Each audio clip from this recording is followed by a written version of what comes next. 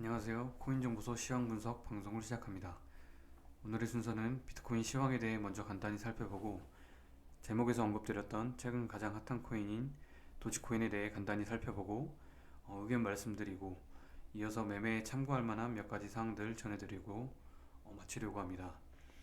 이 채널은 어떤 유료픽이나 특정 종목에 대한 추천이나 강요 등의 목적이 아닌 현재의 시황에 대한 분석으로 매매에는 반드시 참고로만 부탁드립니다.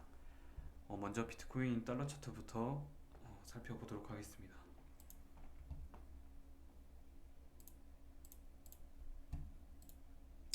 비트코인 달러 차트이고요.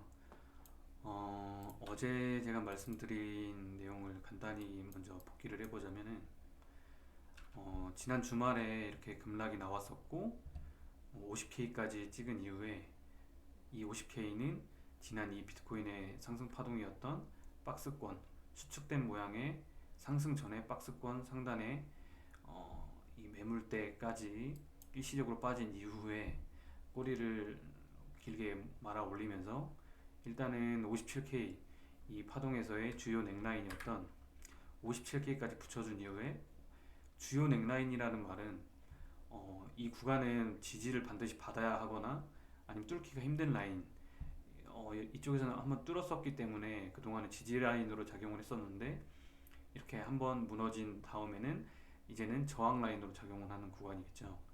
이 구간까지 올려준 이후에 다시 이렇게 53K까지 떨어졌다가 오늘 다시 57K까지 도전을 한번 했지만 다시 맞고 떨어진 모습입니다. 조금 더 간단히 살펴보자면은 1시간 봉에서는 지금 이렇게 동그라미 이렇게 모양을 제가 그려놓은 이유는 주요 넥라인이라는 말 자체가 강한 저항 또한 또는 다른 말로는 강한 지지선이라는 지지선으로 작용하는 이렇게 차트적으로는 그렇게 볼 수가 있는데 이 구간을 당연히 한 번에는 뚫을 수 없다고는 생각을 하고 있었어요.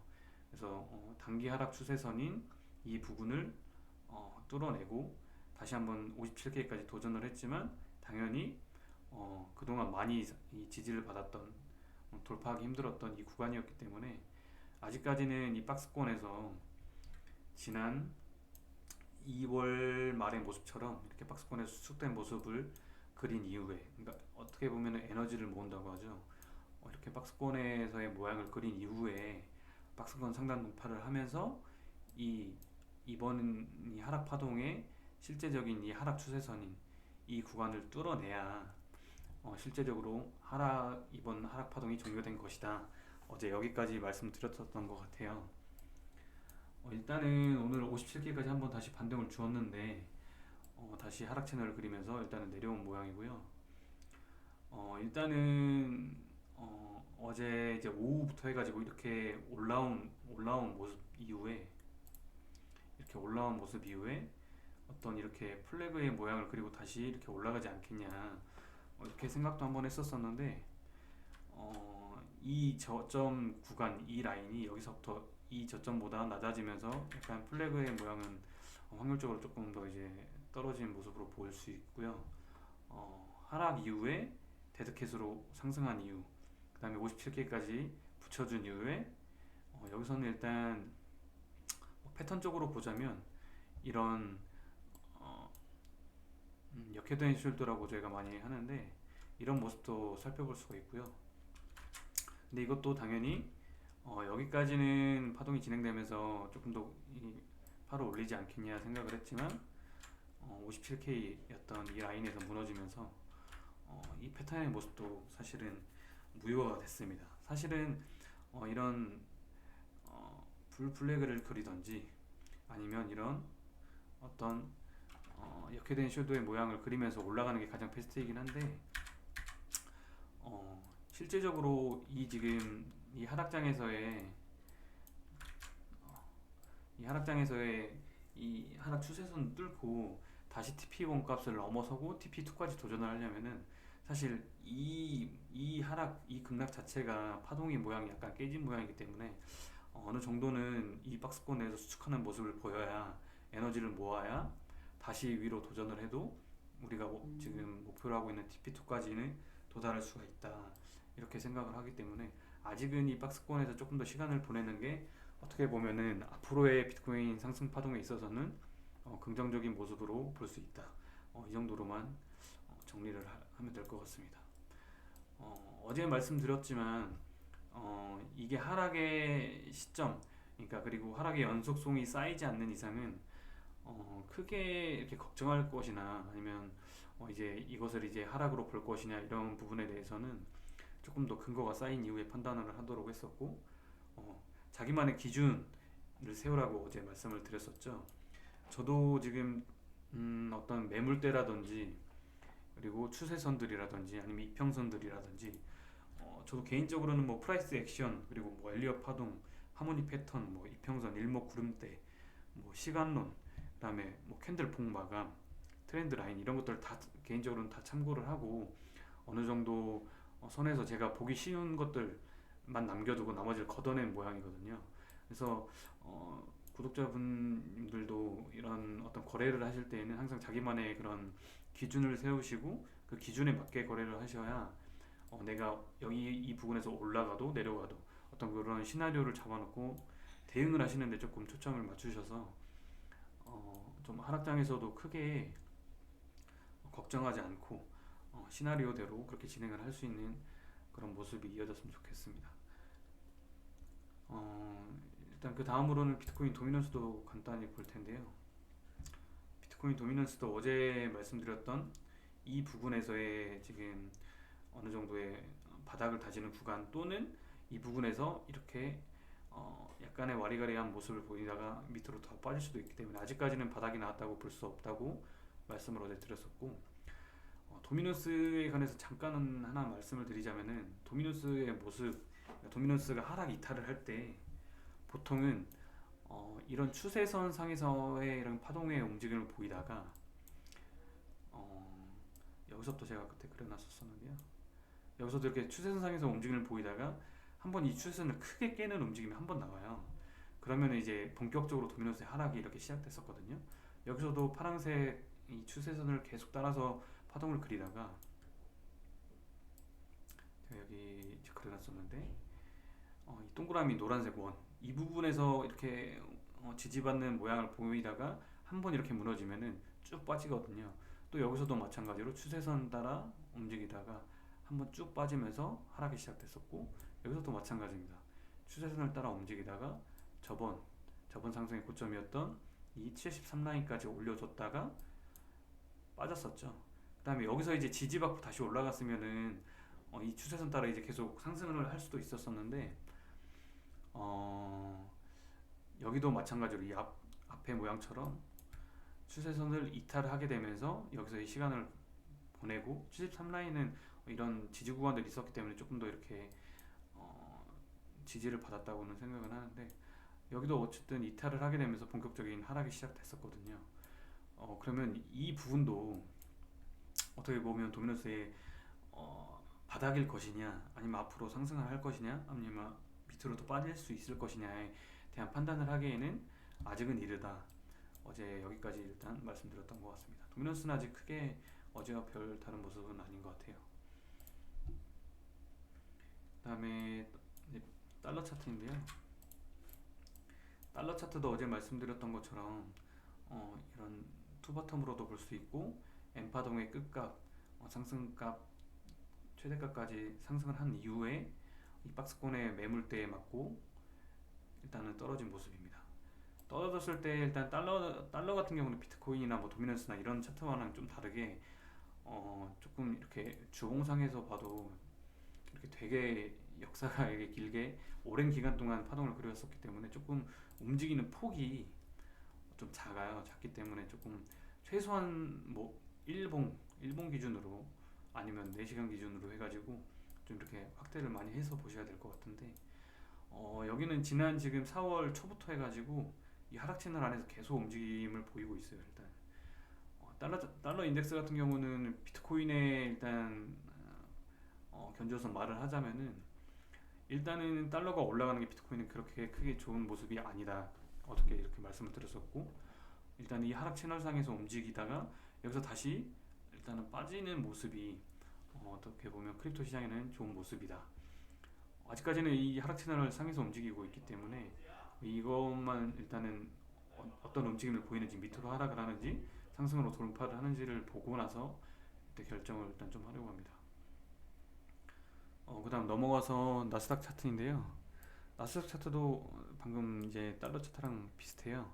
이 하락 채널 안에서 움직임을 보이고 있고, 이 추세선 상단을 깨지 않는 이상은 아직까지는 조금 더 밑으로 흐를 가능성이 있긴 있겠지만, 어, 나스닥 같은 경우는 중장기 이평선들이 밑에서 이제 올라오고 있는 이런 단기 이평, 주황색 단기 이평 정도만 꺾여 있고, 나머지 중장기 이평들이 어, 이격을 벌린다고 하죠. 이격을 벌리면서 일단 상승을 하고 있었기 때문에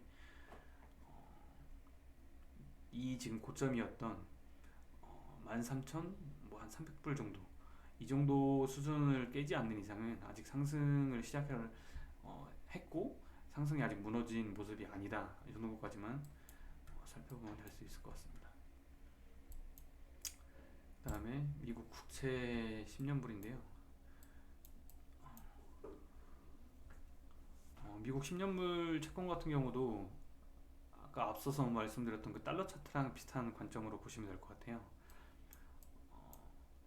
달러 차트에 비해 조금 더 강세의 모습을 띠고는 있지만, 어, 이 움직이는 변동성 폭이 작기 때문에 일단은 이 하락 추세선은 뚫고 옆으로 반등을 했지만, 이거는 나스닥과는 다르게 조금 이제 이평들의 끝 모양이 꺾여가는 모습들이 많이 보이기 때문에, 또 여기 이 하락 추세선 위에 메이저 하락 추세선을 뚫지 않는 이상은 조금 더 옆으로 황보를 하거나 맞고 떨어지는 모습이 조금 더 자연스러운 모습이 아니겠느냐 일단은 생각을 하고 있습니다.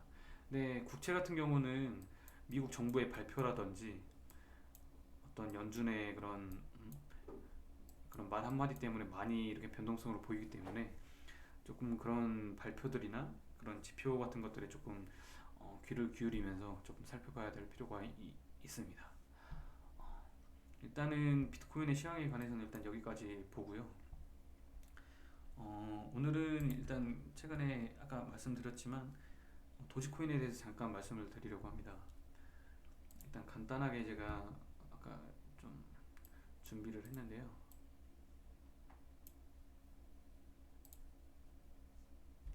잘 보이시는지 잘 모르겠네. 일단 업비트 거래소 기준으로 제가 2020년 3월 이 팬데믹이었었죠. 팬데믹 이후에 가격 변화에 대해서 간단하게 일단 정리를 해봤는데, 뭐 일단 BTC부터 일단 살펴볼게요. 2020년 3월 기준으로 해가지고 최저점 548만 9천 원까지 하락을 했었고, 2021년 이제 최고점 기준으로는 거의 8,200만 원 수준에 근접했었던 이런 모습을 보여줬습니다.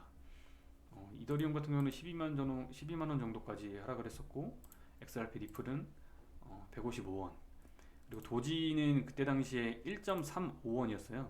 그때 당시에는 이제 업비트의 원화 마켓에는 상장을 안 했어가지고, 이제 뭐 다른 이제 바이낸스나 그런 쪽에서 제가 달러 차트를 확인한 다음에 그때 당시에 환율로 계산을 한 가격이거든요. 어쨌든 원화로 굳이 계산을 했을 때 1.35원이었다, 2020년 3월에. 그리고 요즘 또 많이 올랐었던 비트토렌트 같은 경우는 0.19원, 그다음에 메디블록 같은 경우는 1.99원, 그다음에 보라코인 같은 경우는 11원이었고요. 2021년 이제 한 1년 정도 지난 3월, 4월 정도의 최고점을 살펴보면은 이도도 많이 올랐었죠. 323만 5천 원까지 올랐었고요. 물론 여기는 어떤 프리미엄이 좀 붙었기 때문에 그런 것들을 조금 고려한 가격이긴 하지만, 어쨌든 원화 기준으로 삼았기 때문에 그 정도는 고려하시고 조금 살펴보시면 되겠습니다. 리플 같은 경우는 1985원, 2,000원 정도에 최근에 좀 많이 상승을 했었고, 도지코인은 575원, 비트토렌트는 18.8원, 메리블록 같은 경우는 398원, 보라는 565원. 이렇게 보아서는 조금 구분이 힘들 것 같아서 일단 배율까지 구해놨어요. 배수까지는. 비트코인은 약 1년 만에 15배가 올랐고, 이더리움은 26배 많이 올렸죠. 그 다음에 XRP 같은 경우는 13배가 올랐고요. 그다음에 아까 말씀드렸던 도지코인 같은 경우는 426배예요. 42.6배가 아니라 426배. 그러니까 예를 들면 100만 원을 1년 전에 도지코인에 넣었었다. 100만 원. 1년 뒤에 얼마가 됐냐? 4억 2,600. 맞죠? 이렇게 비교를 해보시면 얼마나 올랐는지 알게 좀 아시는데 조금 도움이 되실 거예요. 비트토렌트 같은 경우는 99배, 거의 100배 근접을 했었고, 메디블록 같은 경우도 더 많이 올랐어요. 200배. 그다음에 보라코인 같은 경우는 51배. 이게 작은 배수가 아니라 우리가 지금 작년 말부터 해가지고 비트코인, 이더리움, 뭐 XRP는 이제 최근에 좀 올랐었지만 기관들이 많이 매수를 하고 펀더멘탈이 좋고 앞으로에 조금 그래도 기관들이 많이 투자하는 실제적으로 앞으로 많이 쓰일 수 있는 가능성이 있는 비트코인이나 이더리움 이런 종목들도 15배, 26배 이것도 많이 오른 거거든요 사실은.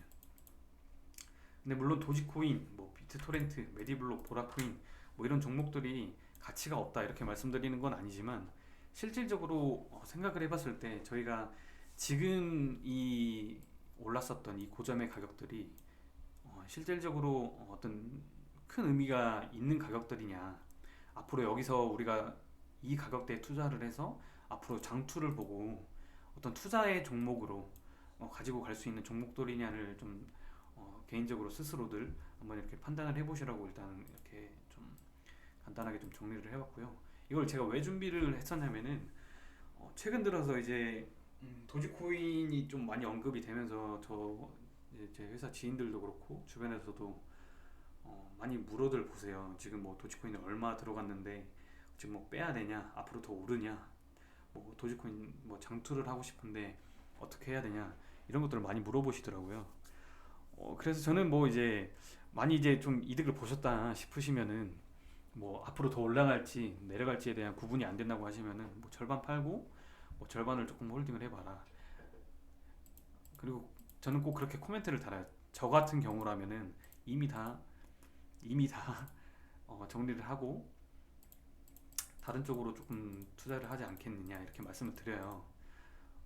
이런 종목들이 사실은 뭐 앞으로의 실현 가능성에 대해서 또 그리고 사용 가능성에 대해서 아주 뭐 부정적이다 이렇게 말씀드리는 건 아니지만 실질적으로, 그러니까 우리가 실질적으로 지금 그나마 이 위험한 이 크립토 시장에서 투자할 만한 가치가 있는 것들, 이런 종목들, 사실 이런 종목들, 그러니까 도지나 뭐 비트토렌트, 메디블록, 보라 뭐 이런 종목들을 가지고 계신 분들이 사실 제가 뭐 제 주변의 지인들만 그런지 모르겠는데 물어봐요. 그럼 뭐 비트코인이나 뭐 이더리움 이런 거 얼마나 가지고 있냐?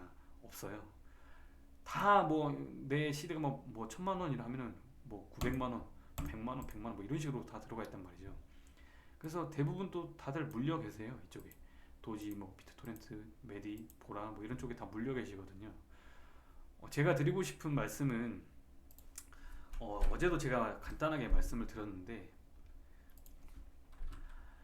크립토 시장이라는 이 시장 자체가 주식 시장과의 비교를 해서도 정말 어떻게 보면은 아직까지도 초기 시장이고 그와 동시에 어떻게 보면 위험 가능성, 리스크가 좀 아직까지는 큰 시장이거든요. 리스크가 크다는 말이 어쨌든 초기의 단계다 그런 것들도 다 동반을 하고 있는 말이지만 안 그래도 조금 위험하고 변동성이 큰 이 크립토 시장에서 이 안에서도 더 위험하고 더 변동성이 큰 이런 종목들을 가치 투자라는 이름으로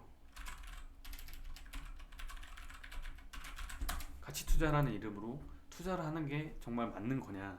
근데 사실 처음부터 이 분들이 가치 투자를 시작을 하진 않아요.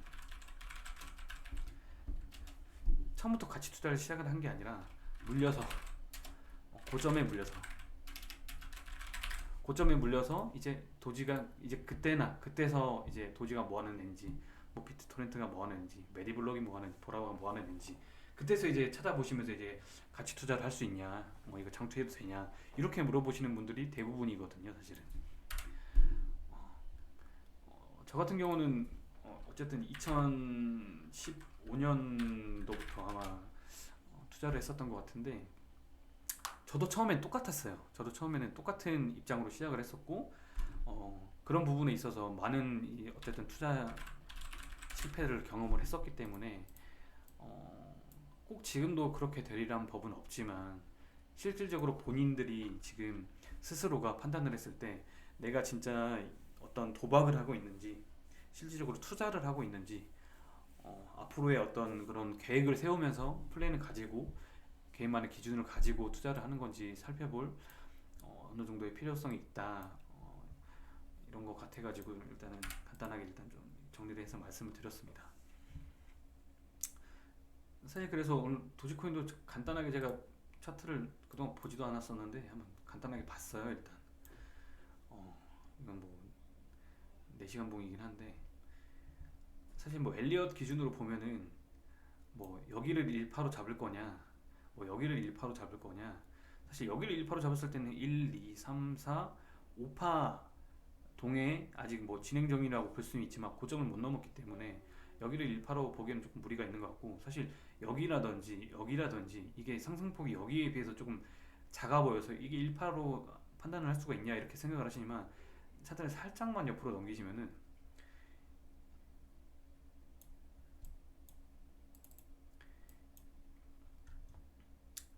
이게 아까 그 조그만 상승 파동이에요. 사실 지금 보이시죠?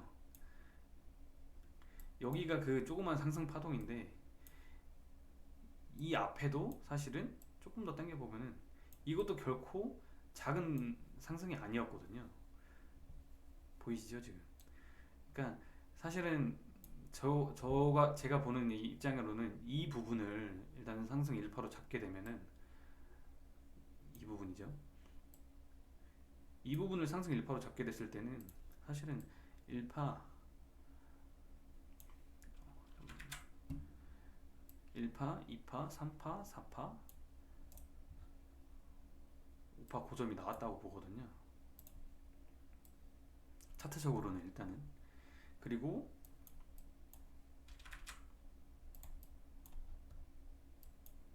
5파 고점까지 나온 이후에 보통 5파 고점 이후에 뭐 M파동이라든지 뭐 ABC 파동이라든지 이런 하락 파동들이 이제 시작이 되는데, 일단 하락 N파 정도로 시작을 하지 않나 이렇게 보고 있고요. 근데 사실 여기서 지금 지지를 받는 모양을 보였어요. 일단 그래서 일단 추세선을 그려놓긴 했는데, 여기서 일단 맞고 떨어지는지 아니면 여기서 다시 재반등을 하는지에 따라서 뭐 ABC든 뭐 1, 2, 3, 4, 5든 뭐 이렇게 판단을 할 것 같은데, 이거는 그냥 차트적인 거고, 사실은 저는 뭐 앞으로 뭐 도지가 앞으로는 더 갈 수도 있죠. 사실 더 갈 수도 있고, 앞으로 더 뭐 1달러, 뭐 10달러도 보시는 분들도 계시더라고요, 주변에는. 근데 어쨌든 이런 부분에 앞서서 아까 말씀드렸던 내가 지금 투자를 하고 있는지 투기를 하고 있는지를 한번 살펴보시고, 개인적인 조금 기준을 세우시는 게 조금 앞으로의 투자에 있어서도 도움이 되는 게 아닌가 이렇게 조금 생각을 해봅니다. 그리고 일단 오늘 아까 그 커뮤니티 상에서 막 여러 개 이렇게 물어보신 분들이 계셔가지고요. 뭐 미국 경제 지표 발표라든지 아니면 뭐 어떤 스피커라든지 그런 것들이 있는지에 관해서 여쭤보신 분들이 계시더라고요. 여기 investing.com이라는 웹인데, 여기 보시면은 여기 investing.com 들어가시면은 밑에 보시면은 이 경제 캘린더라고 있어요. 경제 캘린더 여기를 보시면은 웬만한 그 세계 나라 각국의 중요 발표라든지 실적 발표 아니면 경제 지표 발표 이런 것들이 시간대별로 다 나와 있거든요. 일단 오늘 같은 경우는 이렇게 쭈쭈쭈 0시부터 해가지고 계속 이런 발표들이 진행돼 왔었고요. 실제로 예측한 값들, 실제로 발표된 값들, 뭐 얼마큼의 상승폭이나 변동폭이 있었는지 이것까지 다 나와요 여기. 실제로 여기 보면은 지금 이제 20시 30분이니까 22시 30분이니까 여기까지 이제 발표가 됐겠죠 지금. 그리고 29분 뒤에는 캐나다 중앙은행의 통화정책 보고 이런 것들이 계속 나와요. 금리 결정, 그다음에 미국 정부의 원유 재고량, 원유 수입량 뭐 이런 것들을 계속 발표를 하고요. 아까 연설 관련해서 물어보신 분이 계셔가지고 말씀드리는데, 보통 연설을 뭐 이런, 예를 들면 원유 수입에서 연설 발표를 한다 그러면 이 스피커 모양이 여기 옆에 뜨게 됩니다.